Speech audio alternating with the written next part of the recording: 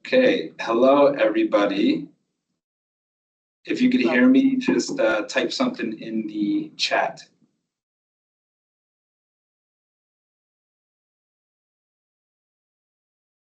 If you can't find the chat, I don't know. There we go, Will. Hello, Will.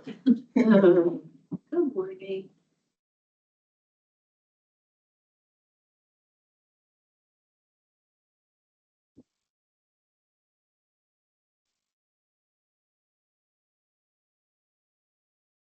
Great, we're gonna give it a couple more minutes to see if there's any stragglers and then we'll get going.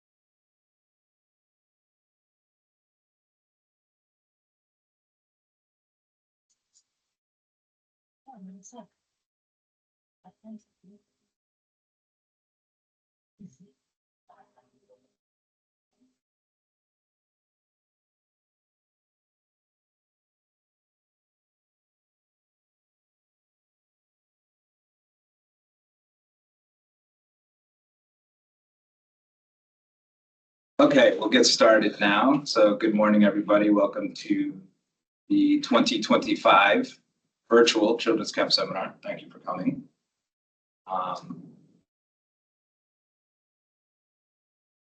So here's our agenda. We're gonna have a welcome, assigned inspectors, trauma, adversity, and resilience, vaccine preventable diseases with a measles update, avian flu information, sexual health services, ADA compliance, and then some reminders and resources.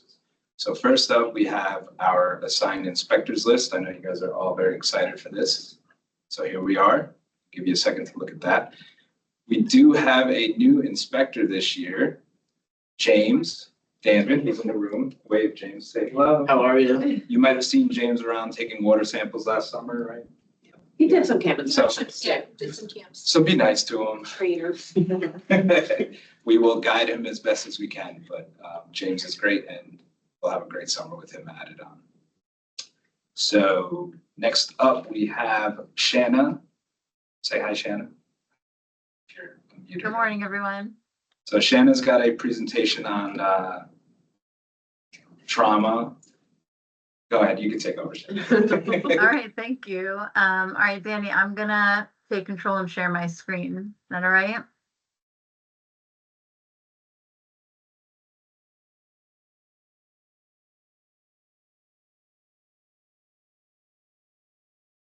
One second.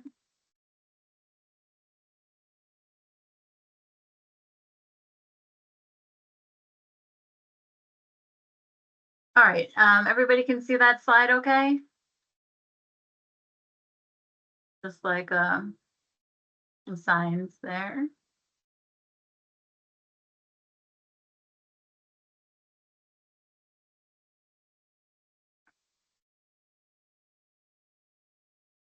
So I am a health educator and I supervise our education programs here at the health department. I see some familiar names and there's a lot of folks I don't know. I'm going to invite you for this presentation to put on your cameras if you're comfortable, no pressure.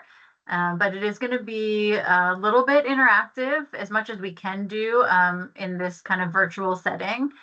And also keep your chat open. There's going to be some opportunities to pop some information in the chat. And I welcome questions or comments.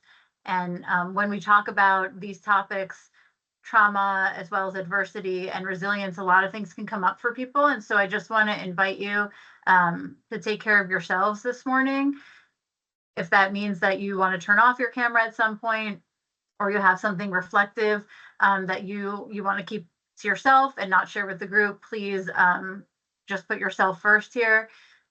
There's a lot of information here, and there's going to be some videos that we watch. I will go through it somewhat quickly, just in the interest of time this morning, but I invite questions later on, and I'll put my contact info up at the end of the presentation. So when we get to the videos, if anybody's having trouble with sound, also chat is a good way to let me know if there's any issues there. Okay, we'll get going.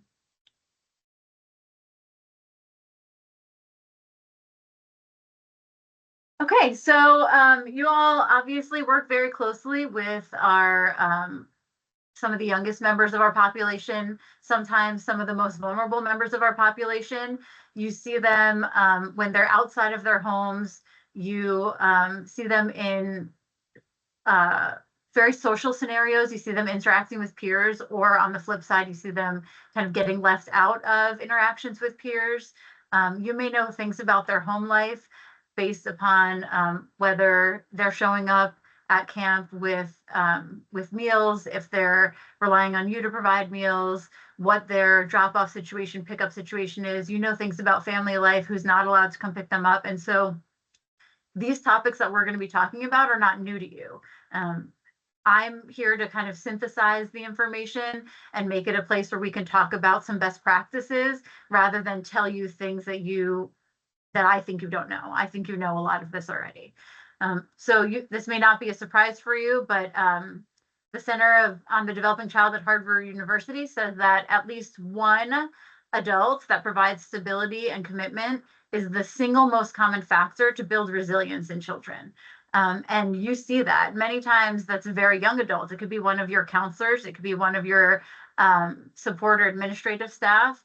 But that commitment and that reliability of young adults and adults of all ages in children's lives is the most important thing to offset any adversity or trauma that they may be exposed to in their lives. And this is why the experience of summer camps can be so vital and life-changing for so many kids. So what we're looking at is ways to offset the adversity. You can see the scale here, the adversity and trauma that we may not be able to prevent for some young people, unfortunately, with resilience. And ways that we can provide resilience are through that relationship, as I just mentioned, as well as through building skill sets such as emotional regulation, executive thinking skills, body regulation, and interpersonal skills and safe resources.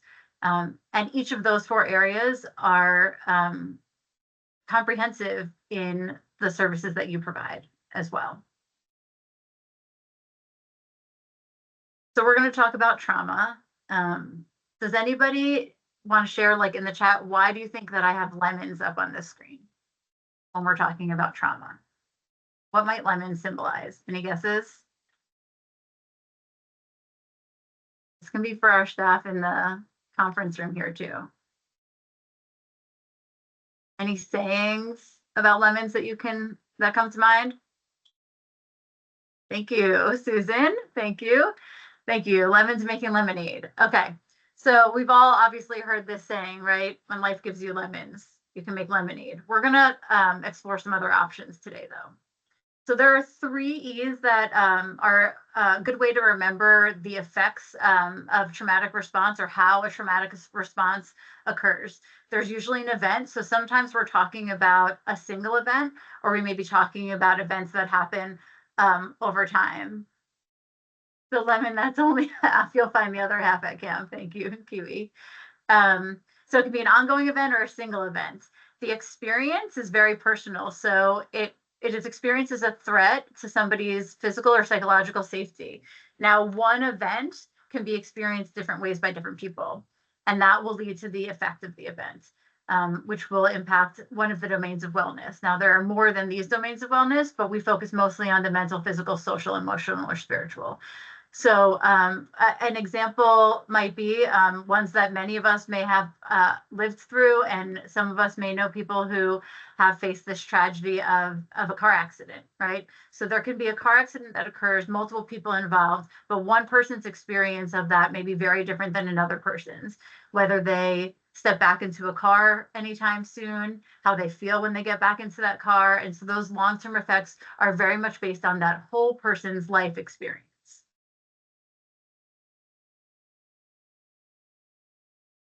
We're going to watch this very short video. It's just 4 minutes long, or almost 5 minutes long. about ACEs. Can you guys just give me a sign in the chat? If you go over to the little like sticker emoji face, you can find a sign, or you can just put a yes or no or a Y or an N in the chat. If you have seen any videos or learned about ACEs before. Yes, no, or any kind of symbol you can find. You just pop it right in the chat. Okay, great. So I already see some variation. So we're gonna roll with this. It's just an intro, and then we'll have some time to break it down. So this is a time where just let me know in the chat if you do or don't have, if you have any issues with sound, just let me know.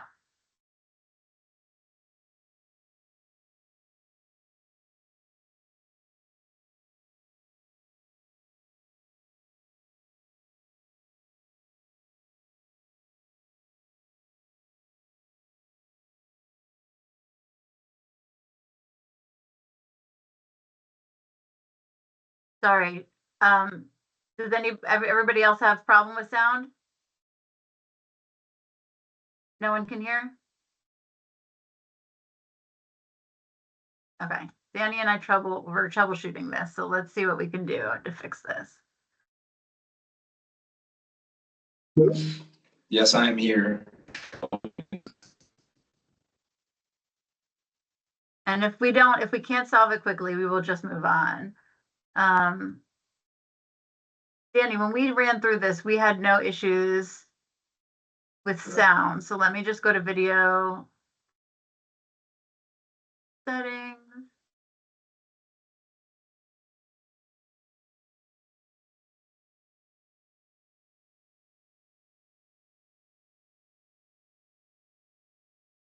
Just make sure the actual video isn't muted, like the video itself.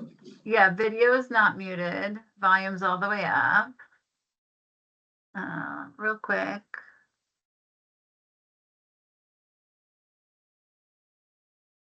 Might have to switch your audio from your mic to your computer audio. All right, that's a good call.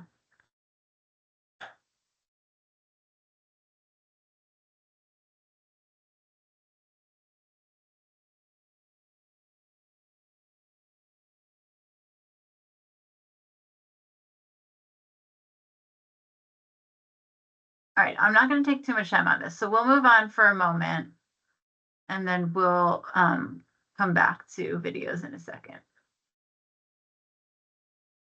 I'll pull up a screenshot that I think is helpful here. So what you can see on this screen, everybody can hear me okay, right?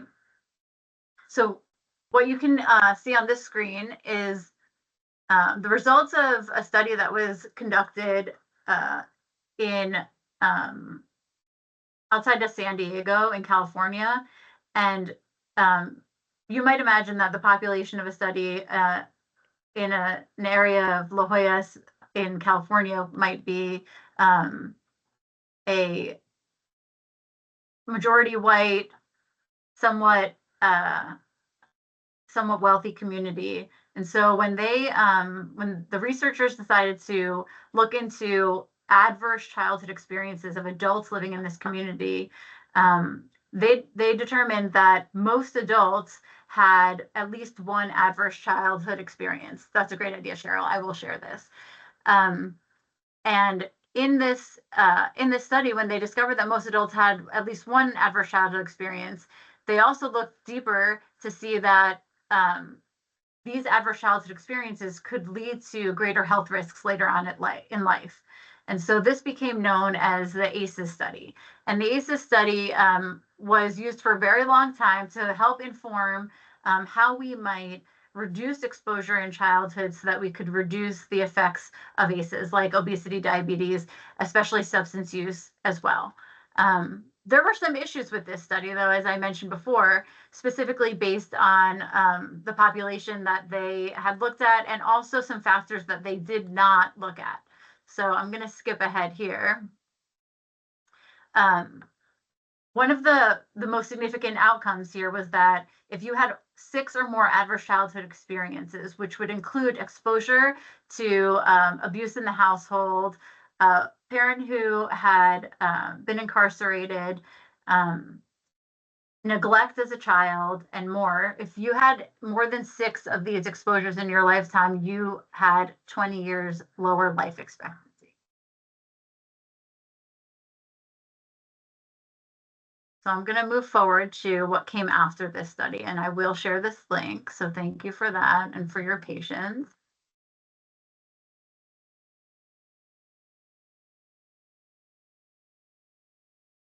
So all these years later, here we are, and about 10 years ago, people started talking about what are the other aspects of ACEs that really matter? What adverse childhood experiences exist? And some of these that came up are ones that a community may be able to actually impact. So community safety and trust, which again is something that we all know exists in your camp environments, in your camp communities, building that safety and trust.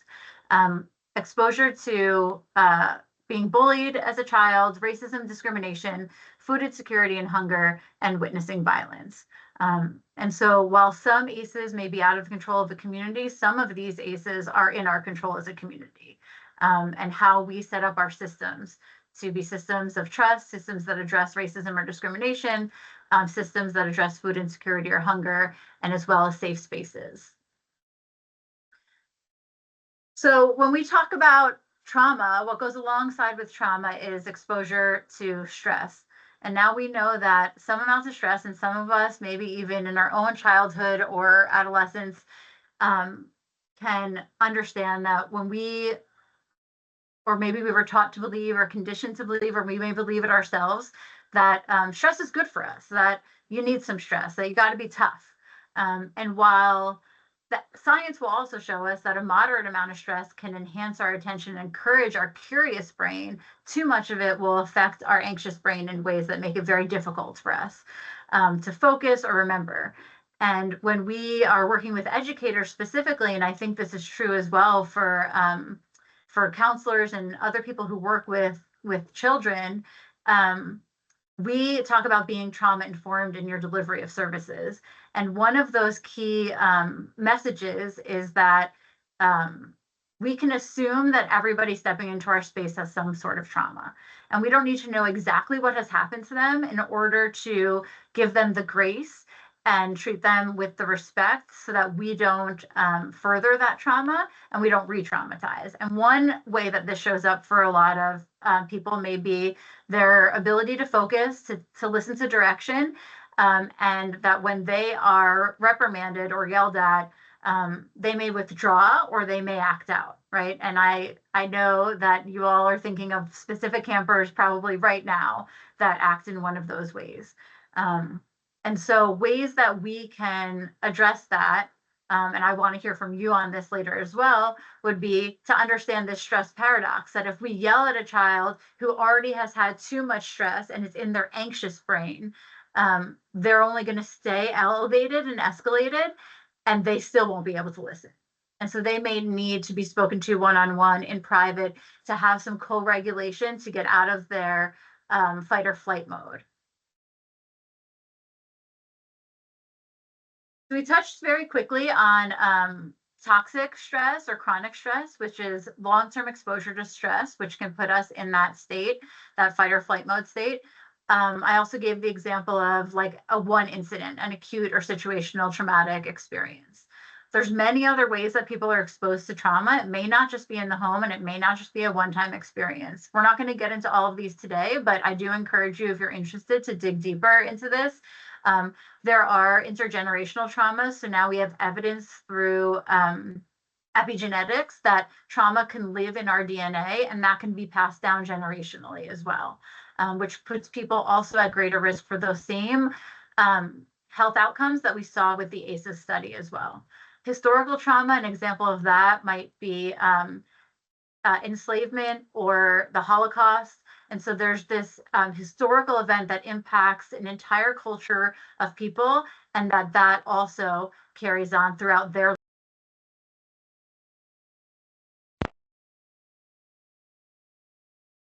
We talked about how personal the experience of those 3 E's can be. And so this is just a visual to give us that example of, it's not just me, Shanna, and Danny, because we're different and we're different ages and we're different genders. It's all of these other experiences in our lives that could make an experience, a traumatic experience, affect us each differently. Our age, our gender, our ability, our immigration status, our religious experiences, and our social experiences as well.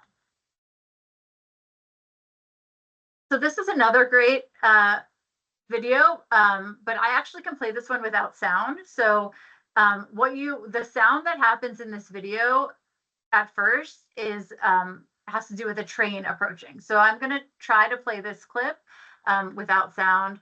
You just give me one moment. And while I do that, we're going to do something called a waterfall. So if everybody can open their chat.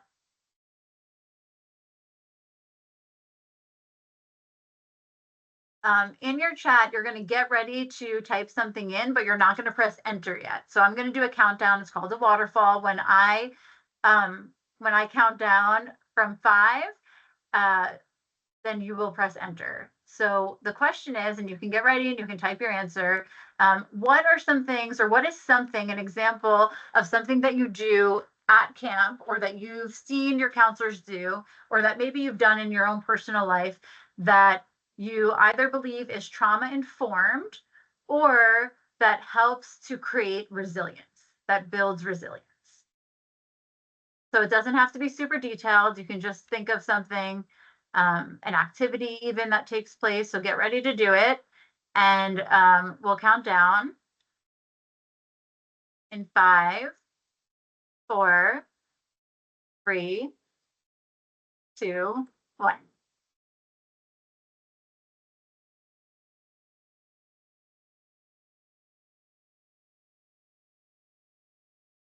And then just take a look in the chat. Anyone else have ideas? You can place it in. I see active listening. Art talking. Morgan, can you tell me what about art talking?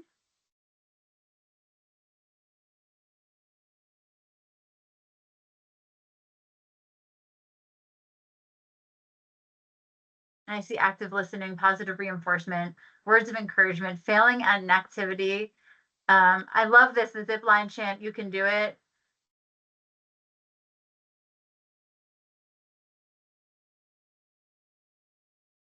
So thank you, Morgan. It's about communicating with campers, but if they go nonverbal, then they give a pen and paper and let them drawing it out. I love that. So this is obviously like ingrained, this is organic in the work that you do. One of the things that I love so much about sports and about competition that takes place at camps even is that kids who don't participate in athletics in other places, or they don't have activities where they get to hear other peers cheering their name and telling them they can do it.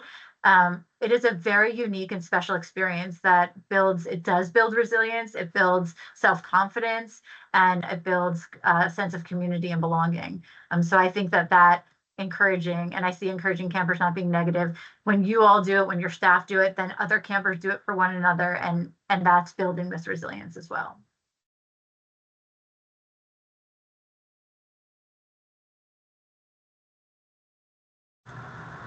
Okay, 1 second with the video. All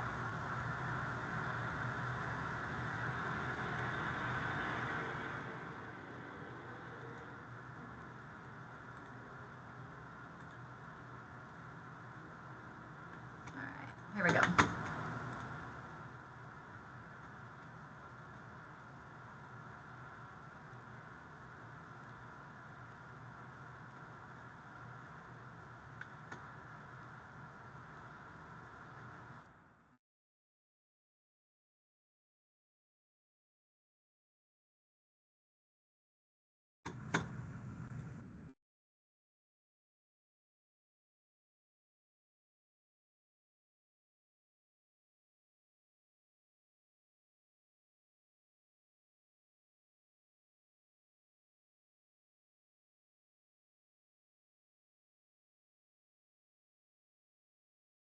So when we get stressed, we start to have a cortisol release. That's what's being shown here.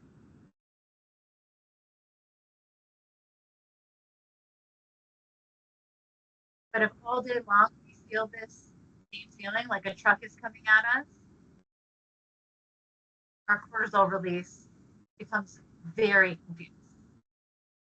We have an activation in our body that is similar to a PTSD.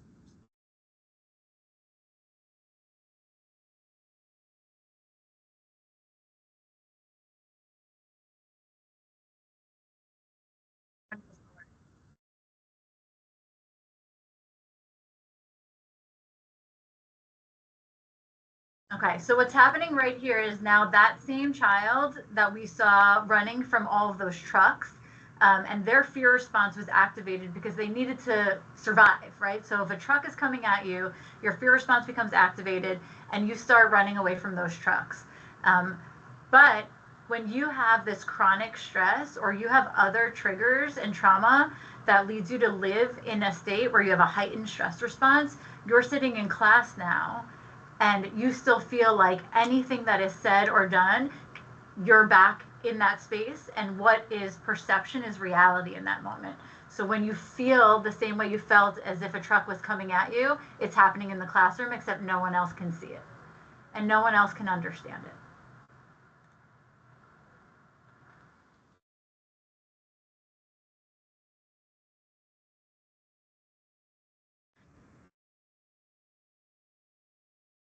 So this doctor is saying that when we give something that masks symptoms, like we give cough suppressant for medication, it's not going to treat root.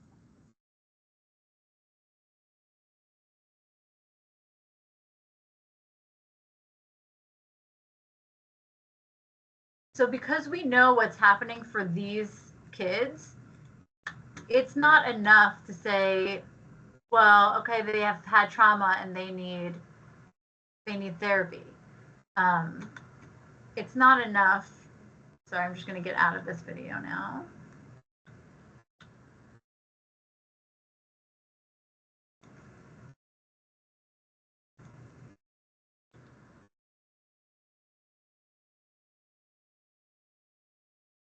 It's not enough to say that they need therapy. We have to actually offset that stress and that trauma in some way. And so these are things that you put in the chat that you've already do. We're going to talk about some more things that maybe you can integrate, or you already do integrate, but you haven't named it as such, or you haven't told your staff what they're doing. Because what we can do for our counselors and counselors in training is empower them with understanding their role now. So they may do it naturally, and you bring the same staff back year after year because they're very good with your campers.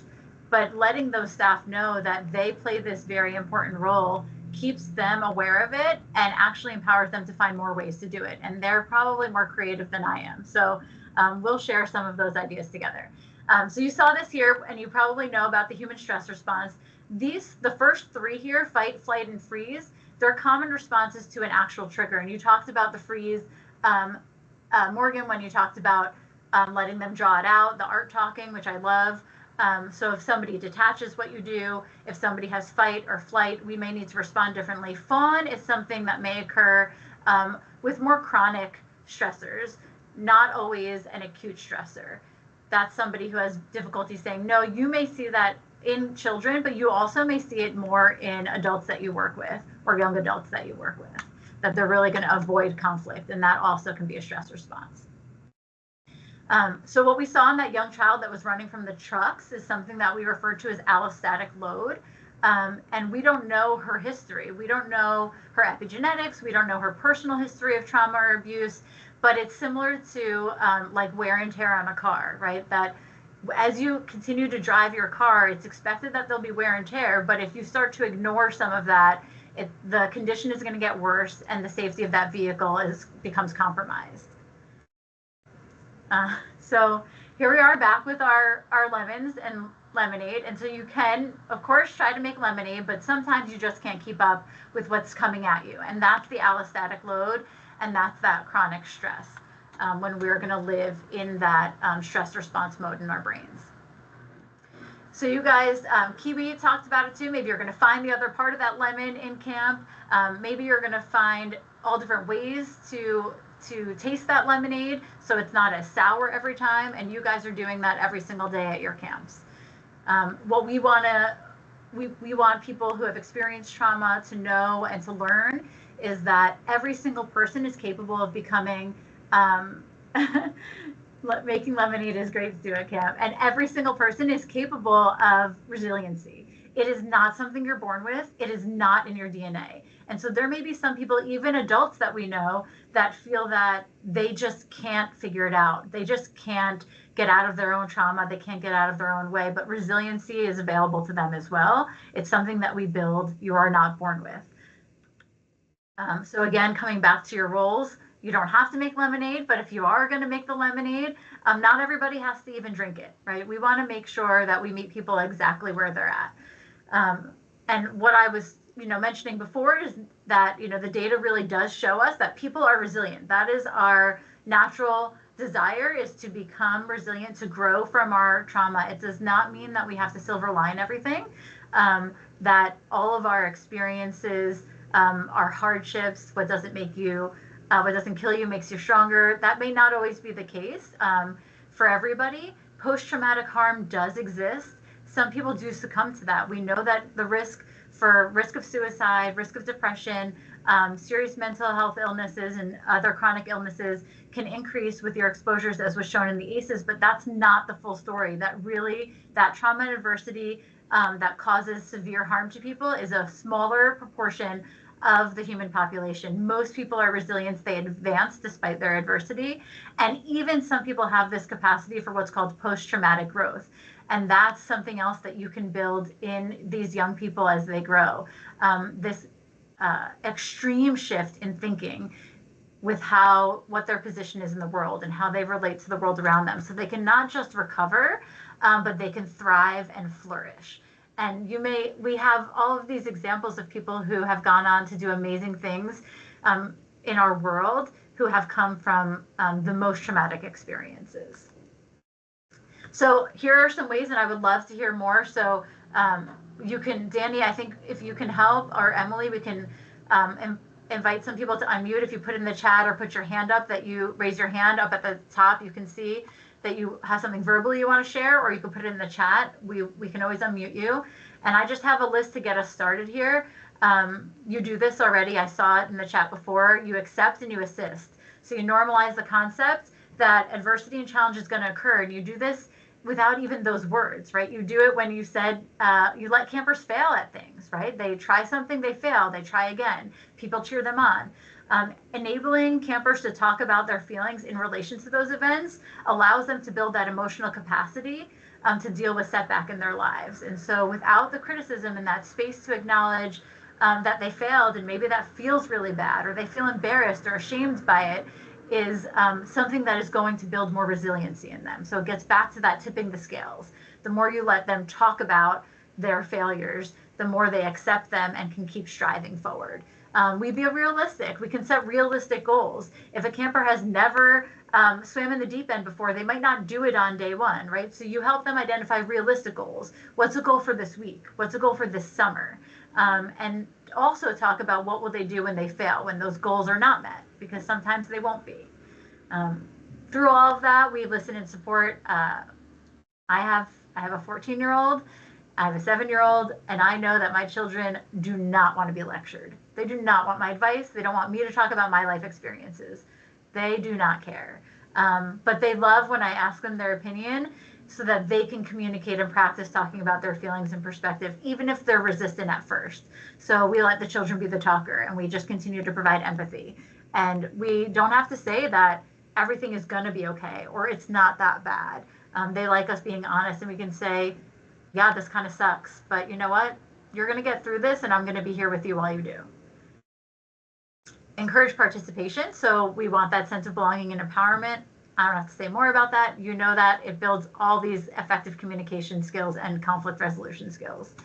Provide the challenges, and you do that when you're setting those realistic goals. Still help them build resilience through challenge. And then lastly, model for them. So you all and your counselors will experience setbacks and challenges all the time in camp. And so when you experience a challenge, or, you know, and encouraging your counselors when they experience a challenge, that they can be open and upfront about it with their campers in an age appropriate way, to say that, wow, this was really just hard for me just now. Our whole schedule changed, or something came up and I couldn't do what I wanted to do with you guys. But we can get through this together, and I can get through this, and I'm going to show you how. So we can focus on strength and potential, which leads to resilience. Does anybody have any other like hints that you can share with the group? I love this. Kiwi, can I share yours? Each camper has their own set of values. It's important to stick to those values and their relationship to what we are hearing. Courage, honesty, kindness, respect, and teamwork are Kiwi's values, and we can focus on the positive with them, but also flip the script if a camper is not following the values. That's great. I see Simone has her hand up. Can we give Simone permission to unmute? I believe she can just unmute herself, I think. Okay, you want to try? Okay, great, thanks. My chat's not working, I'm sorry, so I thought I'd do it Thanks, this Simone. way. We offer our campers the opportunity when they come to kind of step into someone new. We have like this unique experience that they get to come and like really like reinvent themselves. And we ask them like, what do you want to leave behind? And what do you want to step into? Because you have the opportunity to do that right now. And they do. I love that. I think that having that opportunity in summer camp is such a unique experience, and I see it with young people that I know, that when they come back after maybe being in a different social circle for the summer, that they've found new parts of themselves. Anyone else have any hints or values that you have at your camp, or things that you have experienced with maybe addressing trauma without even calling it that? Okay, great. Well, I want to thank you all for bearing with me through our sound challenges with the videos. I'll share the slide deck and the videos with Danny, so you all can have access to those videos. They are short. They're great training tools as well for your staff. And in the health education unit here at the health department, many of you know, but just as a quick refresher, we do bring programs to both campers as well as trainings for staff on the topics that you see here, from nicotine and tobacco, vaping, education, substance use and overdose prevention, vaccine preventable diseases you're going to hear about today, what we talked about, trauma, adversity, and resilience, and there's so much more. Mental health first aid, both for youth and adults, the food safety and water safety, that info comes directly from your subject matter experts that are in the conference room here. Chronic disease, tick-borne illness, rabies, disaster preparedness, and lead poisoning prevention, and more. So if you ever are interested in collaborating, you can always reach out. Here's our info, and Danny will share it with you again. So thank you all so much. I appreciate you taking the time to talk about trauma, adversity, and resilience with me this morning. Thank you, Shanna. Everyone, a round of applause. All right, so now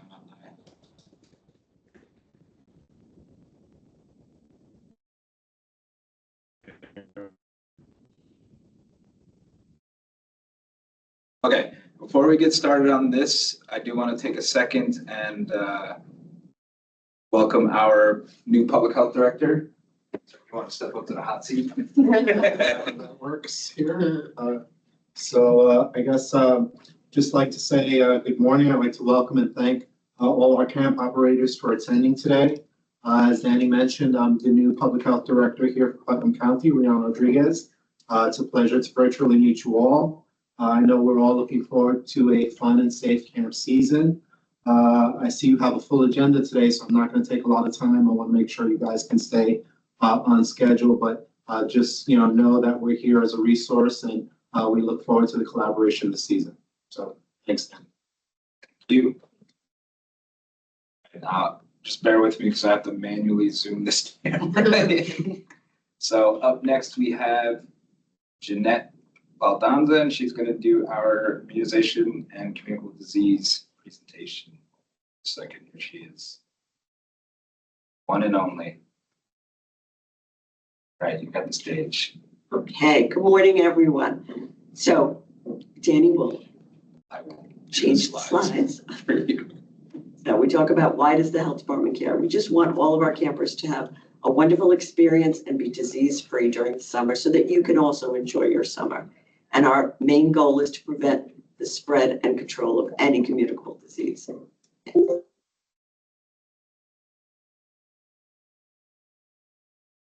If most of your campers are vaccinated, why would you worry? Because counselors and maybe other staff may not be vaccinated the same as we are here in the United States. They can have different regulations in different countries, so they may receive a different group of vaccines. And we know there is a resurgence of breakthrough disease, especially measles, but also mumps and pertussis. So we will go on to our next slide. Why do we want you to report those communicable diseases? Because it's a New York State requirement. So you know to call your camp sanitarian, and our number is up there. And remember that communicable diseases are only a plane ride away or a car ride.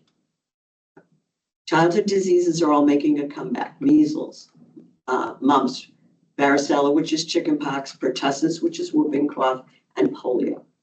Next. So what we want you to look for are those fevers, any unusual rash. They're very swollen glands. They're complaining of sore throats, having trouble swallowing. They have a constant cough or a paroxysmal cough, which is where they cough so much that they almost throw up, or a consistent complaint of fatigue. So this is just a picture of what some things might look like. That pertussis with the P behind it is because they cough. And years ago, pertussis was called the 100-day cough because it lasts a really long time. There's other common causes for febrile rash, which is when they have a fever. And that can be Fifth disease, where they have that slapped look to their face. It's more common in school-age children. Roseola, which is also a common cause of a febrile rash, but in infants, but it can be in other children, starts on their trunk, where measles usually starts on your face or your hairline. And there's differences to when they have the fevers or when they resolve. And then, of course, hand and foot and mouth disease, which I'm sure you've seen before at camps. So we just wanted you to have some pictures to look back at. And the rash is more like hives, which is also not typical when it's measles. Next slide. So in the headlines, as of the 25th of April, there have been 884 confirmed cases of measles over 30 states this year. And this is from the update from the CDC, and that has surpassed the amount of 285 measles cases for the entire year of 2024. So we have 3 measles-related deaths so far in this country. Unfortunately, in New York State, there have been 4 confirmed cases so far in 2025, and but all of them are not related or linked to any of the outbreaks so far in the other parts of the United States, as per the New York State Department of Health.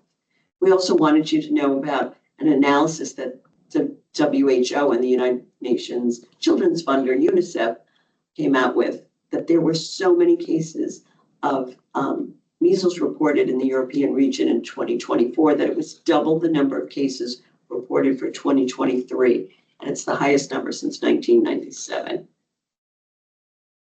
So if you think it's measles, you want to further prevent any spread of that disease. So we want you to recommend contacting any healthcare provider, clinic, urgent care, or emergency department before going for care.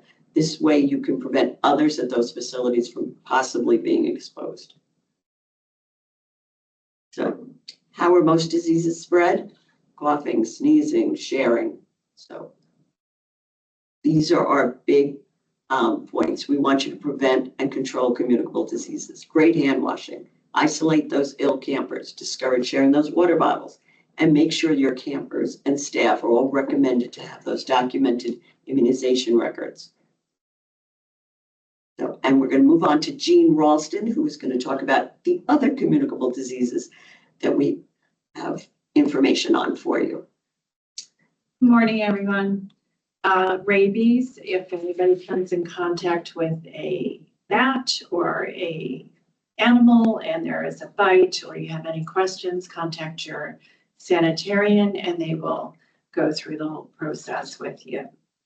TB, there is no need to test your counselors with a PPD. If you're concerned about anybody that has been living in a high risk situation, you can contact your sanitarian and we will put you in touch with our TB nurse. And there is a way for us to do a screening if you have concerns. And our main number is up there, but I'm sure you all have it. Avian influenza, we're chatting about this year. It was first discovered in 2022.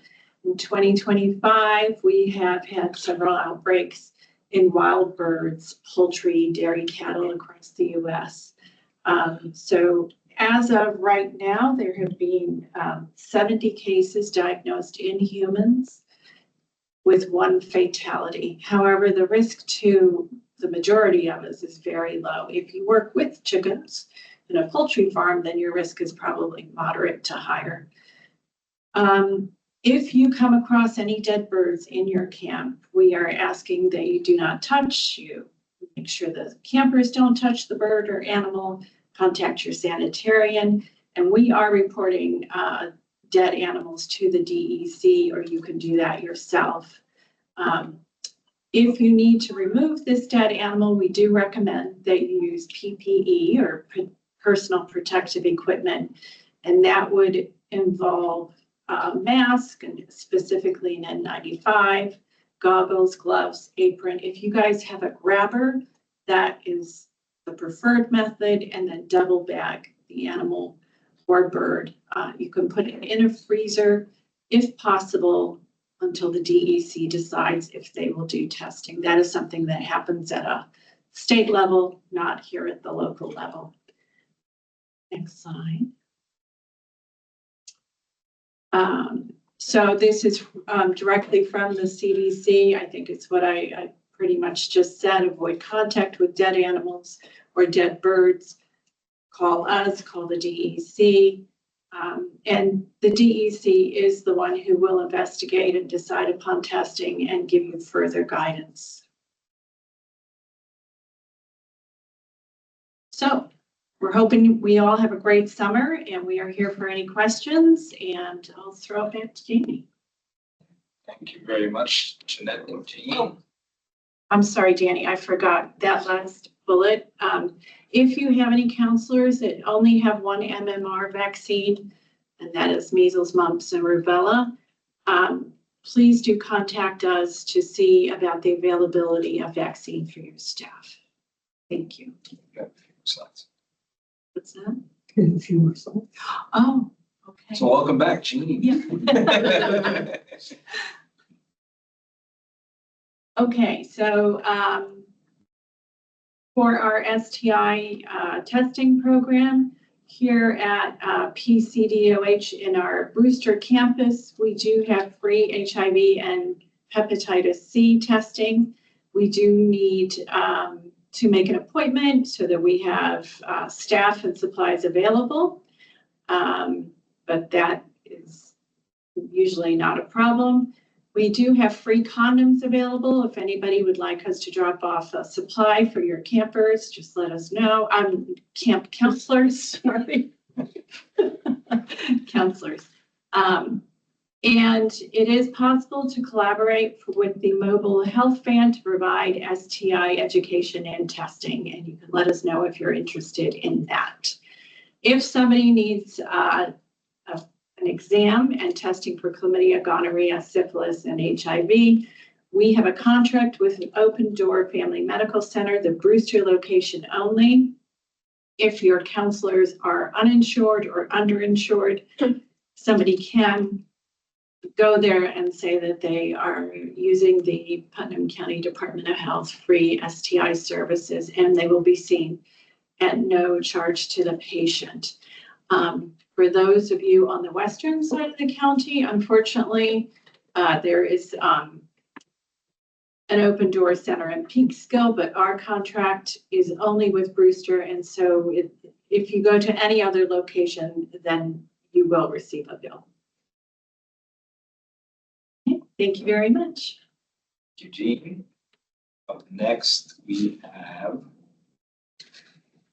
I'm gonna try to get the camera. Yep.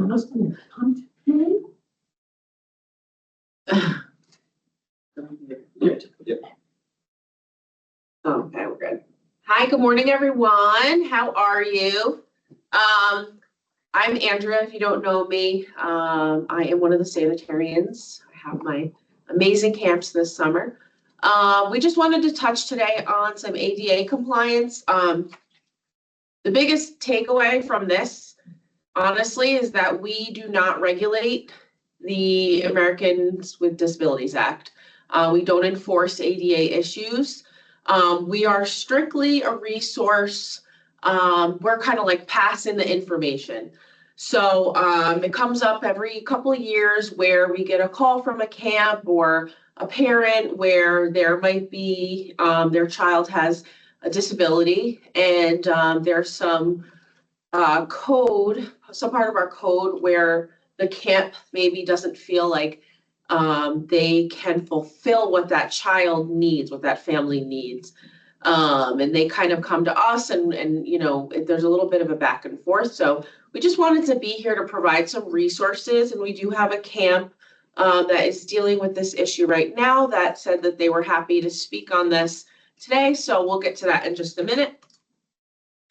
So the biggest thing, you know, that we wanted to pass along from the ADA, we actually had the training, what was it, Marianne, last week, 2 weeks ago? They spoke about just having reasonable accommodations and modifications. So under the two titles 2 and 3 of the ADA, camps must reasonably modify their policies, practices, or procedures to avoid discrimination, right? To avoid that illegal activity, possibly being sued. So for us, we need you guys to understand that your accommodations can't go against the New York State Sanitary Code. And the best example of this that comes up more recently and most frequently is medication administration and ratio compliance as well. So in the code, it states that RNs, doctors are allowed to provide medication, and that's it. You know, some principles that they touched on was equal opportunity to participate, equal opportunity to benefit, and receipt of benefits in the most integrated setting appropriate. So I wanted to provide some contacts. The ADA Center, that's their phone number. They provide training, technical assistance, consultation. They have materials, which I actually am going to provide on the next slide. And then there's their website and actually their email, so you can get some more information. So one thing that they talked about that I thought was a great idea is having this kind of disclaimer on your enrollment forms that says if your child has a disability, impairment, or condition that requires medication or other accommodations, inform example your child's needs before the program begins to ensure that the camp is prepared to address your child's needs. So almost kind of like, hey, you can't assume that we're going to be able to fulfill this, but give us a call because we can, have a case-by-case basis, and we will attempt to accommodate your child within a reasonable amount of time. So kind of putting that disclaimer out there that you are happy to discuss what that child needs and if that camp is able to make those accommodations, reasonable accommodations. I believe the words were extreme financial burden is if something that you won't have to provide. And I forget the other one. So here's some links that, we just wanted to pass through to you guys. They did have, I thought these would be the most interesting to you, were some settlement agreements with some camps. And if you look, I could, one of them was, 3 of them dealt with diabetic campers, and one of them dealt with a camper that was autistic. So kind of like what the end result of that was. So I went a little too far. So, where's YMCA? Are you in the house? Because if you're comfortable, Shannon, Yes. I'd love Yeah. for you to talk about this. Awesome. Thank you so much. Yes. Hi, everyone. So my name is Shannon. I'm the director over at Camp Cone YMCA in Putnam Valley. We, like Andrea said, have currently been going back and forth with a child who is diabetic and accommodating via ADA versus the health department. So we, for the past 6 or so years, have been a self-administration site, meaning we had EMTs on campus that served as our health staff, but not a nurse. So campers, we did not give medication to campers. We are a day camp. I don't know if I said that. So we could give emergency medications, and campers can self-administer meds. Our diabetic camper that would like to enroll is 6 years old, so not necessarily to a part where she can self-administer yet. So we're going back and forth with the parent, trying to make accommodations, you know, hiring a nurse, I'm sure as many people on this call know, is not the easiest task for the summer. And that was kind of what I had said to the parent. They did not like that answer so much. So we are going back and forth with ADA versus the health department. We are in the process of hiring a nurse, so we are hoping to kind of settle this by hiring a nurse. But it is definitely something that we have not yet dealt with. Like I said, we've been a self-administer medication site for at least the past 7 years. And it is something new that we have had to deal with. So just, if you guys see that pop up, it is definitely, I was not expecting a FedEx ADA justice system letter in the middle of a Tuesday. So it is definitely something that parents are doing. And if you have any questions, I'm happy to answer them offline or talk offline. You still muted? No. Okay. Thank you so much, Shannon. I appreciate you talking, touching on this because it is something that I'm sure other camps deal with. And being a day camp, yeah, we have a lot of day camps that don't hire RNs, right? They have their off-site health director. So that's pretty much it. If you guys have any questions, these are the links. Danny's going to send out the whole slideshow, so you'll be able to access them. And if you have any questions, you can reach out to me. Like I said, I won't be able to really necessarily answer questions about the ADA or the justice department, but I'm here as a resource, so feel free. Thank you so much. Thank you, Andrea. So up next, Can you just remind them they should be going through their sanitarian and then the sanitarian Yes. can reach out to Andrea? always contact your sanitarian, which is in my reminders. So just a few reminders for the season. I know we remind you every year, but reminders are reminders for a reason. Injury and illness reporting. Last year, I think it was last year, we sent the new forms. The newest forms are dated May 2023, and they also say draft on the bottom, but they are the newest forms, so make sure you're using those. Remember, the poster has everything listed that needs to be reported to us within 24 hours. If something happens on a weekend or overnight, that's kind of dire. We do have an after hours phone. You just call our main number and press 3. There's always a sanitarian that can help you that carries the phone. Any questions about anything throughout the camp season, whether it's medical related, environmental related, whatever it is, just contact your assigned sanitarian, which you should already know who it is. Another reminder is applications are due 60 days prior to the first day of camp, so let's get those in on time. The 2025 fact sheets were sent out to you recently. Just make sure whatever CPR, first aid, lifeguarding, lifeguard management, whatever the courses you're taking, make sure they are on the 2025 fact sheets, and just read the top introduction before the chart, because there is information there on which classes work for day camps or night camps or whatever it may be. And then again, another reminder on abuse allegation reporting. So remember, even if it is an allegation, you do have to report it to us, and then whatever agencies are involved are tasked for figuring out if it's true or not, or whatever it may be. But it does have to be reported to us. So with that, We go on to, oh, this is the flyer Shanna had on her presentation as well. This will all be emailed to you along with the recording, PowerPoint, and a survey. So if anyone has any questions, you can raise your hand, unmute yourself, write in the chat, whatever you're comfortable with. Now would be the time to do so. Cheryl, no question, Cheryl? That's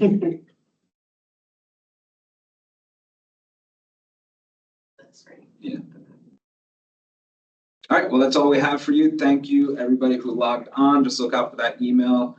We look forward to a great camp season this year. Yay. Take care. Thank you. Bye. Job. Sounds perfect. Very good.